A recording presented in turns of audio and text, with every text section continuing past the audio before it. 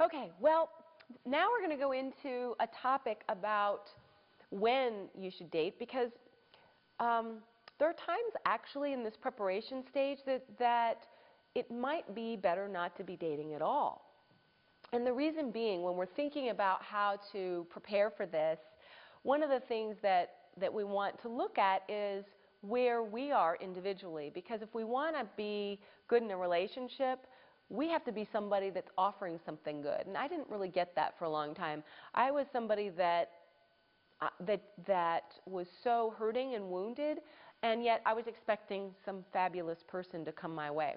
Well, it's funny that it didn't occur to me that maybe I needed to be somebody worth having to have somebody worth having. But we talked about before, in the last segment, we were talking about how we are all screwed up, and how I talked about how all have sinned and come short of the glory of God. Well, there's degrees of how hurt we are.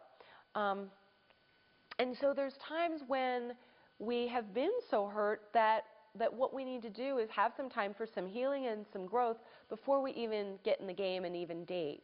So some of the things that we can be looking at, and I certainly was in that place. I didn't get into, I was single for a period of time, and that really helped me a lot to grow on the things that I needed to grow in. So one of the places that you can learn some of the skills, we're going to be talking about all these things throughout this class on some of these relationship skills, is, as I kind of mentioned before, is to practice them on friends. Because a lot of us have actually never really gone deep with friends. Where you've had friends, like I say, you just talk about maybe the things that you have in common socially, like whatever your special interests are. But it's actually important to start practicing having deeper, more meaningful conversations with people, doing things like boundary setting, doing things like saying harder things. Like when you're in a relationship like marriage, there are times you're going to have to say things that you don't want to say. And how do you say those with love? How can you do that? And that's a skill, because most of us, anybody comfortable with that? No, not me. You know what I'm saying? That there's a lot of saying harder things that I think we all dread. I've had a lot of practice at it, and I'm telling you, I dread it every time. Ask my friends. They're just like, I go, oh my God. That's just even saying things to friends, let alone somebody that you're in a romantic relationship with.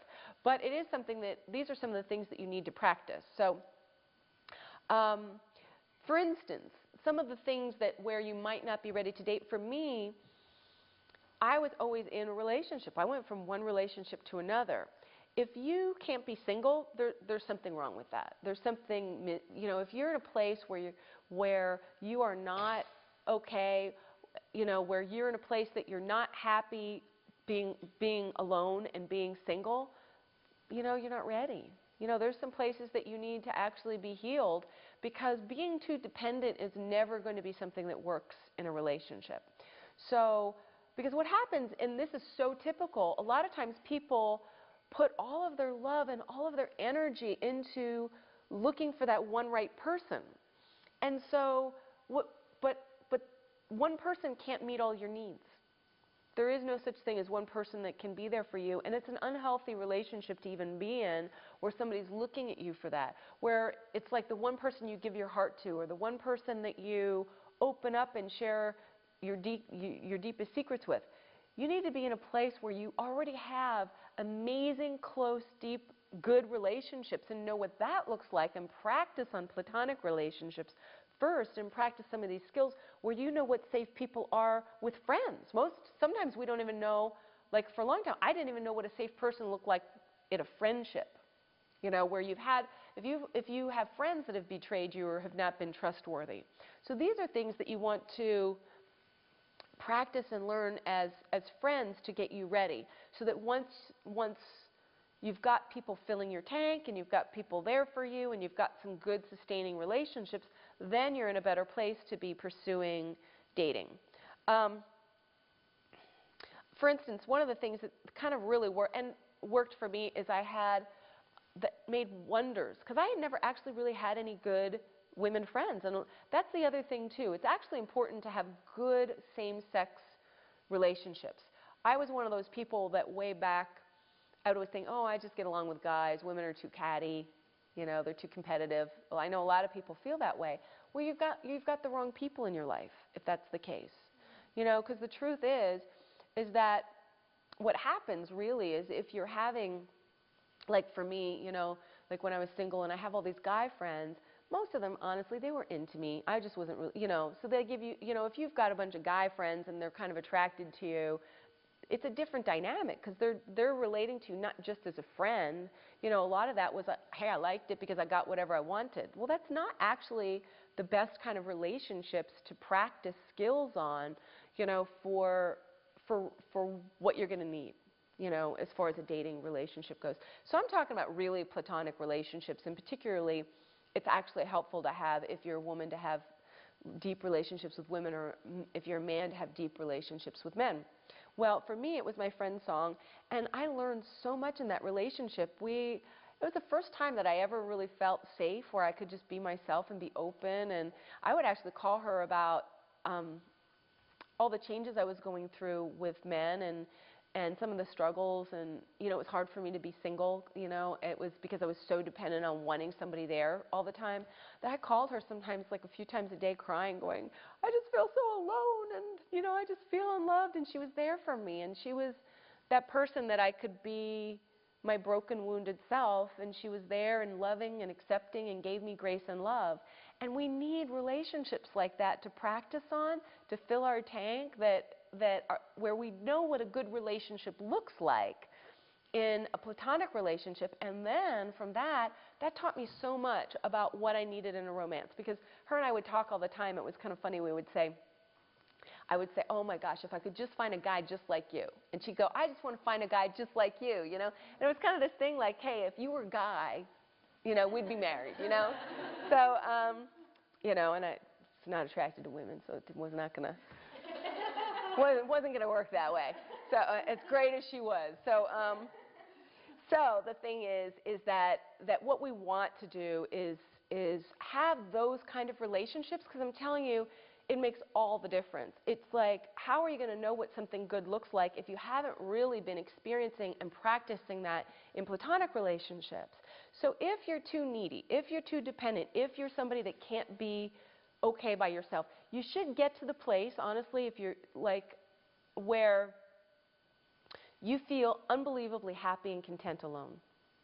You know, where you can feel at peace. That was an amazing thing for me. I never thought that could be possible, where I got to the place where I loved my life. It was just like, and I never thought, I was like, wow, honestly, I'd be happy if I stayed single. I love my life. It was so great. And once I got in that place, I met Adam. So I think it works that way a lot, like where if we really want a good relationship, it's like when we're ready, when we get to that place that our lives are not waiting. You don't want, what is not a good setup is you're waiting for, like you get this big hole and you're waiting for a person to fill it in. It's not good, not going to work. And a lot of us, that's how I always related to relationships, is I was walking around with this big old hole, love me, waiting for some person to come and fill that. And no, you need to have really good other relationships spread out, like a few people, maybe, you know, maybe not tons of them, but now actually it's kind of, as I've been living this way, I have many amazing relationships. It's just like, it's grown. Like now that I know what it looks like, the people in my life are people that I can be really honest with. They're honest with me. They're trustworthy. They're safe. You know, we talk about deeper things. It's just, it's great where, you know, they see my broken parts and I can be that for them. I don't have to pretend. You don't have to try and play it off and do the mask thing, you know, where I'm trying to, I seriously, I spent most of my life trying to act like I was the together person when there was all this hurt stuff going on inside. And when you live like that, you can't really get the help. So it's like letting people in to see your broken parts. Really, a lot of that is the makings of deep, good relationships. You know, it's not two perfect people trying to hang out. It's like, you know, having more honesty. Truth is our friend, so we want to reboot and always reboot to reality. As I think Henry Cloud talks about that in the book Integrity a lot, that truth is our friend, reality is our friend. The other thing too is that growth attracts growth. So if you want somebody good, you have to be in a growing place, because if you are that person that's working on these skills, you will also be attracting somebody like that. I want to go to a verse of scripture that I think is interesting on this, and I feel I feel kind of shocked that I was so out of touch myself for so long in this. In Matthew 7 and in verse 3, it says, "Why do you look at the speck of sawdust in your brother's eye and pay no attention to the plank in your own eye? How can you say to your brother, 'Let me take that speck out of your eye,' when all the time there's a plank in your own eye?" It says, "You hypocrite, first take the plank out of your own eye, then you will be able to see clearly to remove the speck from your brother's eye." So it's kind of funny. I mean, when you think about it, it's got the plank in the eye. Let me get the speck out of your eye, right? And but it's funny because it's like when you think about a plank and a speck, the idea behind it is the plank is this giant thing, a speck like a of something, of whatever, it's like sawdust, isn't it, or something. What does it say? The speck. So you've got, like, let's say you get a speck of sawdust versus a plank. It's like the same material, only one is a volume of it and the other's just like a little bit. It's kind of funny because whatever our flaws are normally are more apparent. We usually see more in other people, and usually those are the things that bother us too, in other people. So that's why whatever, it's also that other thing. You point a finger at somebody, you point three back at yourself. So I feel ridiculous when I think about the fact that for so long in dating, I had this idea that I got really upset that I wasn't finding the right person, and I was horrible what I brought to my relationships. I mean, I just feel very sad and ashamed when I think about it, but I cheated on every person I dated my entire life until I went and got counseling. There was like not one person I ever dated I didn't cheat on.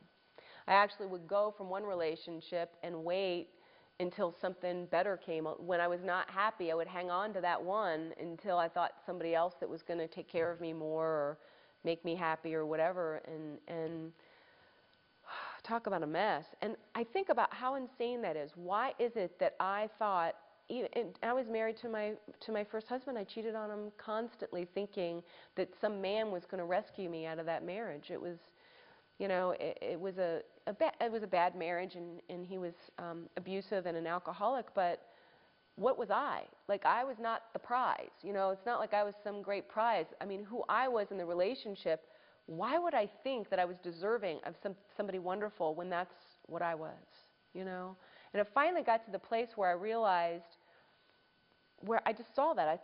For one, it was really interesting. I started seeing I wasn't even a person I could respect.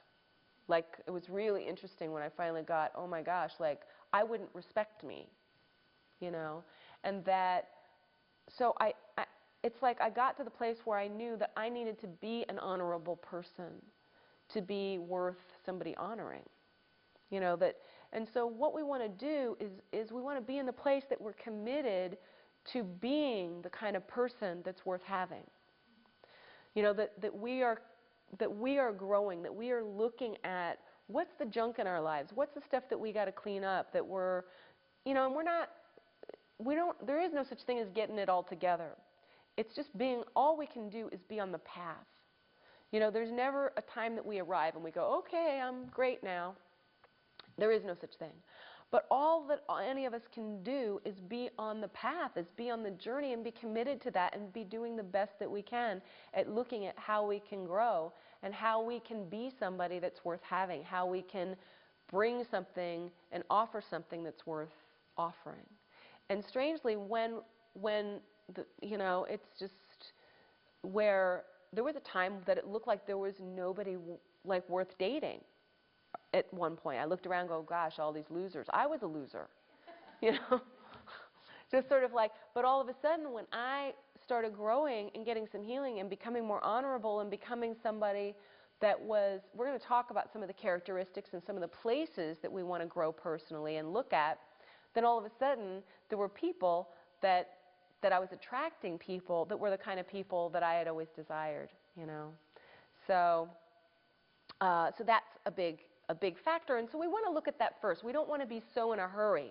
We want to be willing to do the work that's required, and not want to skip over that. And seriously, if we're in that much of a need and that desperate, something's wrong.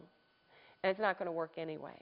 So we want to take a look at that. We want to see, are we in a place where are we happy and fulfilled and totally happy alone? Now, I want to say to that some people are like alone and they're fine, but it's because they've taught themselves not to care and to shut down. Not the same thing. I know people like that. This is where you are engaged in caring in other relationships and allowing good things in, but you're at peace with being alone. It's not being alone because you're scared and you're putting walls up and you're not letting anybody in anyway, because that makes you feel safe. Do you know what I'm saying? That's something different than what we're saying. But it is really where you are open to letting people in, but you're totally at peace with being alone. You're fulfilled, you're satisfied, you're growing, your life is good. You don't need somebody to fill in the big hole. Do you see what I mean? And so in that's when we're actually ready to go into the game. So where we get all those needs met, though, are actually in relationships with other people. In those platonic, safe, spiritual-based relationships that can feed you and be there. Relationships that will actually be there to help you to grow. Relationships that will give you truth and that will give you love and that will give you unconditional love and acceptance, and be fighting for the good things for your life. So we want to practice that in platonic relationships first, if that's a skill that we haven't, and be at peace with that. Develop that, have some good friendships, look around.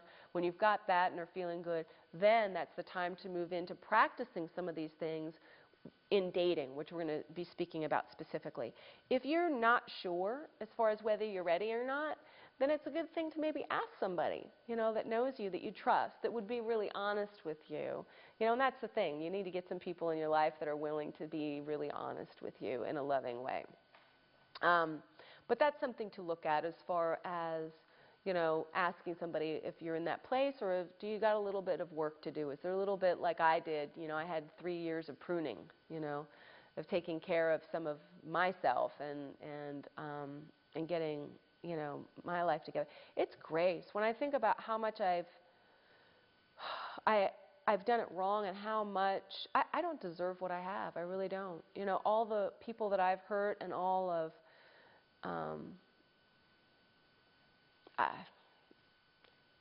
it's the grace of God. But God is that good no matter what you've done, no matter what your past is or whatever your history. God loves you and is totally willing to heal your heart and prepare you in the way that you need to if you're willing, and open to get you to that place that no matter what, it's possible to experience the healing and experience the deliverance and have that fulfilling relationship. So, I want to talk now a little bit about dating versus friendship. Now, this is kind of funny because I think sometimes even the word dating, people have a tendency to think it's like, people think of dating as being like a big, heavy relationship, like we're going steady, I don't know. And I know for some people that maybe have not had, or people that have had a Christian background, you may be familiar with the theory, or I don't know, whatever, the philosophy. There was a book Josh Harris wrote called I Kissed Dating Goodbye. And so a lot of Christians have ascribed to this idea that you shouldn't really date. Believe that dating's bad because dating just hurts people. So you should just be friends with people. And through the friendships, you'll find who you might like in that, and that you don't hurt anybody's feelings that way. And then when you meet somebody, then you declare your interest and say, hey, I'd like to pursue something that's like more serious. Now, I want to just talk about why I think it's actually better why I'm an advocate of dating versus just hanging out and being friends and then magically having, somebody appear. For one, I think a lot of times people call things friendships when they're not.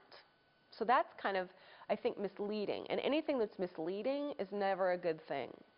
Like, for instance, there are, hey, you've probably heard, people call, sometimes today, people call, oh, we're just friends, and they're having sex. How is that friends? You know, like, you know, it's not really the definition of what friend, it's not, you know. But what it does is it's really it's misleading when you call things that are friends that aren't friends. It's a problem. Because again, we go back to truth as our friend. We want to, there's no area of life that there's more deceit, I think, than in the way that, or self-deceit, or people living in delusion. It happens quite frequently in this area of relationships. So we don't want that. You know, deceiving yourself and being deluded are not helpful. I mean, this is just like, it hurts a lot of people. So what happens is if you're kind of operating in this way of just being friends and then waiting to see if you like somebody, what happens is you're still going to like some people. You're going to be hanging out and you're going to feel attracted to some people and not attracted to other people. You know what I'm saying? All it does is pretend that that's not going on. So it's better to, in fact, you know what? I want to take you to, this is a really cool, I love this verse of scripture. It's so interesting to me. In Proverbs 27, we'll take a look at that.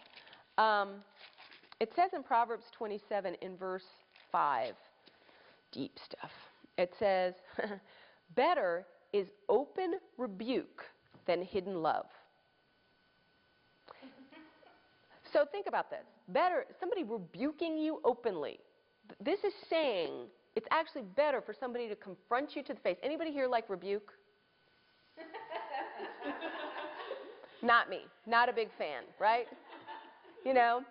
And usually you think rebuke or love. Oh, I think I'll take the love, you know, Bob. Pick love, you know. Rebuke or love. So you pick, so most people are thinking to themselves, okay, I'll pick love.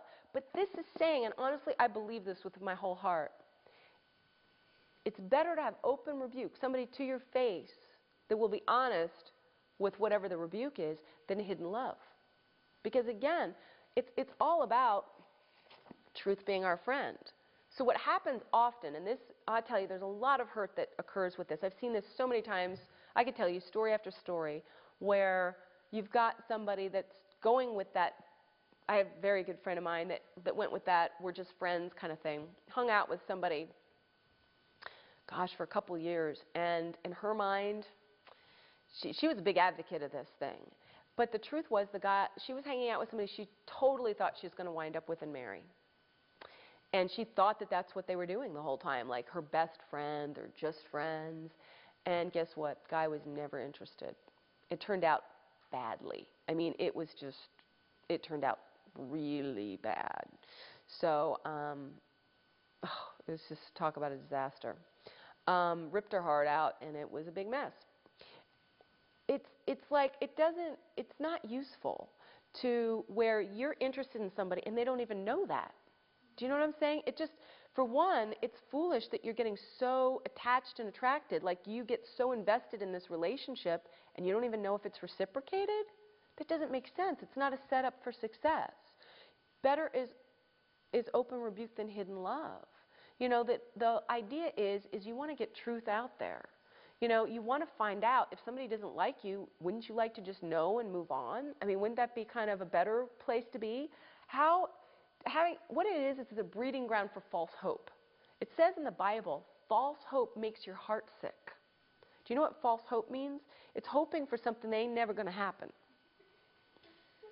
You know, it is. You're just hope, and there's no way this is going to happen. How often do people do that? They put all of their heart and store in something that is got zero chance of happening. That's false hope. The Bible says it makes your heart sick, and doesn't it though? How many times that so this is not a setup for success. So if everybody's just calling something friendship and it's not, do you see how that's just a breeding ground? Because, come on, you're going to get attracted. You're hanging out with opposite sex people. Nature happens. Somebody's cute. You know, it's not like you're just going to, like, I won't be attracted. Come on, you know, It's just feelings come up. It's human nature to feel attractions, to have feelings of attraction. So if that's going on, but you're never discussing it, then it's a setup for this secret thing that you're secretly hoping something's going to happen, and the other person has no clue. You know? Better to get it out in the open. I know for one of the things for me is it was actually, I had a hard time accepting that some people weren't going to be interested in me. That was painful. You know, there was somehow I was relating to it where I had this thing that I thought, there's something wrong with me. You know, like if I like, for instance, if I like somebody and they don't like me back, where I would just, the pain was overwhelming sometimes of thinking, why don't they like me? What's wrong with me? Do you know what I'm saying? Like, just totally obsessing with, I should be able to, if I was this, if I was good enough, if I was pretty enough, if I was nice enough, they should like me. Aren't I likable enough? It doesn't work that way. And one of the things that was really helpful for me, but not easy, was getting to the place of knowing that some people just weren't going to like me. It had nothing to do with me not being good enough. It's just the way it is. They could like somebody that, you know, was not as wonderful as me. You know, and people do that sometimes. Sometimes don't you wonder, somebody that you think, well, gosh, I'm considerably more attractive. How could they? How is it that they like this other person? It makes no sense. It's not logical. We think that somehow it should make sense that way. It doesn't always make sense, you know. So it doesn't help any to. Like you don't want to set your heart that it has to be one person that doesn't reciprocate. We want to sort of set ourselves up that God can give you somebody that you are attracted to, that makes sense, that's good for you, that's positive. He's not going to throw you somebody that's ugly, that you don't like, and go, sorry, this is what you get. I know that's what you like, but I've decided my will is you have this person that you don't have no attraction to. God does not work that way. So it's a letting go and trusting that God really is going to give you the person that's right for you. It's not trying to force something into this person needs to like me. And I did that a lot. I did it with, I was dating a guy for a little bit, and then we became friends afterwards. And I look back, I just cannot believe I did this. This is like pretty foolish. And he was just like, it was one of those things where originally he was like way more into me than I was into him. I was just like, nice. You know, he had asked me, he goes, will you be my girlfriend? I'm like, no. And then like after that, he's just like, well, I don't think we should date, you know, and because of faith differences. And I was just like, okay, fine. I wasn't that into you anyway. So, and then we wound up like being friends for a time, and I started getting attracted to him. So, and I'm thinking the whole time that he was still into me. Like I'm kind of go, oh, sure, you're still into me. Of course you're still into me. And plus we kissed sometimes, which made it totally confusing. But he's like, we're friends. So this is not good. These are like not a good setup. You see the thing where you're calling something friends and you're kissing, not friends, you know, because it's a setup for misunderstanding, and one person's not going to get it. You know, you want for both people to really be clear, you know, as far as what the expectations are, and to be loving about that. If you have somebody hanging around with you that's following you all around that you think might be into you, it's kind of, the loving thing to do would be to try and really clear that up, you know. Because we don't want to be somebody that's encouraging that either, you know. And I mean, not that it's your fault or anything, you know, but if you know that that's going on, the loving thing is to try and help somebody, you know, to see if somebody's paying tons of attention to you or whatever, you know, and it's supposedly just friends, you know when somebody's treating you with a little extra attention. But so what happened is I really thought that we were going to get together someday, and then he went off with some other woman. I was just like, oh my God, I was just so hurt, and I was like, she wasn't very attractive. I was just like, why not me? So it's just like I was all, you know, it doesn't make sense. She's not even smart. It was just like all these things. It didn't make sense. It didn't matter. And but it just kind of, uh, I want you to see that the concept that trying to operate as friends when you know that there's attraction, we want to call things what they are. We want to get things out in the open as much as possible so that there can be clarity, so that it's not a setup for hurt feelings. Also, the difference between, it's good to practice dating, where you're actually calling it dating as opposed to we're just hanging out as friends until I see if, if there's interest, is because when you call it a date, you automatically, again, feel more sensitive, feel more vulnerable. It's heightened, isn't it? If you're just like, hey, there's not really, it doesn't feel as risky if you just go hang out with, hey, friends. But if you go, we're going on a date, do you know what I'm saying? All of a sudden, you care more. Do you know what I'm saying? It's more heightened. That's actually a good thing when you're dating, is to practice, because guess what? There's nothing more heightened in sensitivity than marriage. So you might as well practice the skills of how do you navigate that heightened state of being. You want to practice that instead of just like playing it off of like, hey, I'm not going to really risk anything. The idea I know with the Josh Harris idea is that his premise is that people get hurt when you date, which is true. But you cannot have any kind of relationships without some risk. People will get hurt. What we're going to try and do and what we're going to talk about is making the hurt manageable, where it's possible to set this up that you don't get hurt in a way that destroys you. In relationships, if you care, there's risk involved of some way. You can't put your heart out there and have it be all neat and tidy. It just doesn't happen.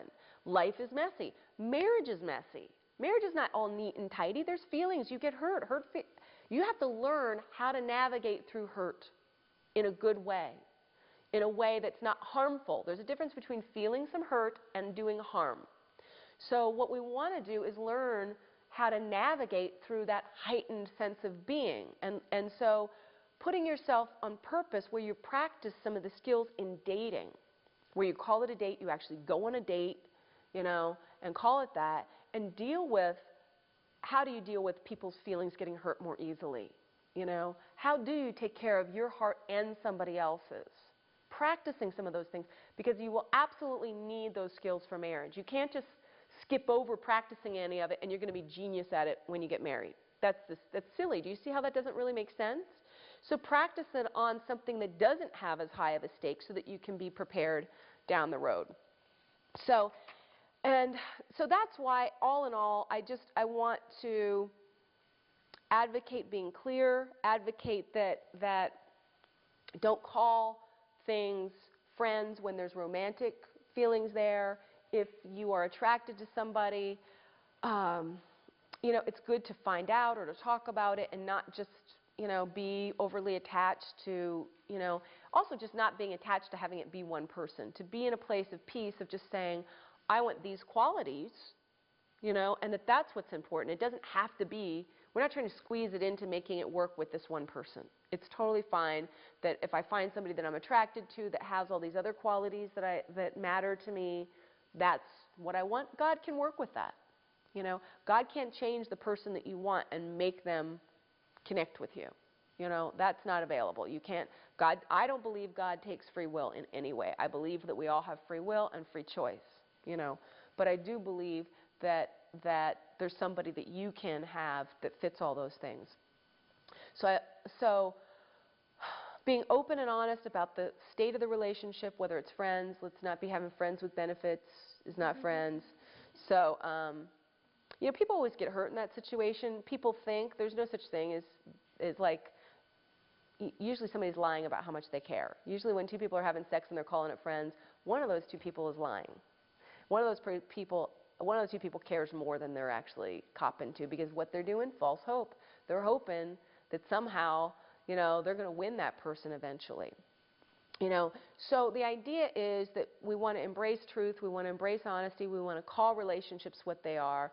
So dating and engaging in the actual act of dating and going out on a date and being heightened, we get to practice some of these things, and that we want to be clear and honest in our relationships. So Anyway, that's all that I got for this one. You know, when I was growing up, I didn't really have a whole lot of friends. You know, I was homeschooled for a while in my early years, and I went into public school in like junior high, and really had no idea about any sort of like social dynamics or how to make friends or how to get along with other people. So I think that's what helped me to be, or what pushed me to be more of a loner, to just kind of like give up and hope that maybe I might find that one girl someday that would understand me and get me, and so I held out hope for that for a little while, but I think after a couple times crashing and burning, I realized that even that wasn't really working. Developing friendships with other people, being content with who I am, just being happy to be myself actually made me a much more whole person, and actually makes me much more desirable, apparently. Like, it doesn't seem to make sense, like, if you date less and you become more good at it, but it made me such a better person to be able to be in a relationship, to take that time and to just be honest about how I needed some time to heal and some time to grow. And I look back at that time in my life as probably some of the most important moments of growth and healing that I've had. What I discovered most deeply rooted in this was that I was searching to be healed through relationships, desperate because of my codependency and not feeling worthy because of that, and just putting all my hopes and dreams and all of my feelings being dependent on others. And I thought that it would satisfy me and that I would find love and it would just work out, and it was really far from the truth. If I wasn't dating somebody, then I felt miserable. I felt like something was missing. When I wasn't dating somebody, if I wasn't in a relationship, then I was looking for one, that's for sure. I used to take my music, like, I guess, too seriously. I idolized rappers who would, who would talk about sleeping with a bunch of women all the time and doing drugs and all that stuff. I used to want to be that, and I was that. And 'cause like here, like that's kind of like success. I felt like I was successful at that, because the world is telling you that this stuff is good. That being with a lot of girls and doing drugs and having a nice car and having nice clothes is good, and and and um and so, like, I thought I was successful at that, but inside it never really felt good.